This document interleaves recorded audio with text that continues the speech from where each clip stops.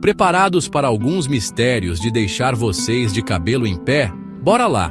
Do Triângulo das Bermudas à combustão humana espontânea, alguns fenômenos deixam os cientistas coçando a cabeça, tipo, o que está acontecendo?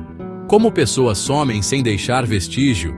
Como pode alguém pegar fogo do nada, tipo churrasquinho de domingo? Essas são só algumas perguntas que intrigam até as mentes mais brilhantes, tipo um Einstein da vida. Então, se você curte um bom mistério, mete o dedo no like e se inscreve no canal para mais conteúdo que vai explodir sua cabeça. Quem sabe, talvez você seja o próximo a desvendar o próximo grande mistério, tipo um Sherlock Holmes brasileiro.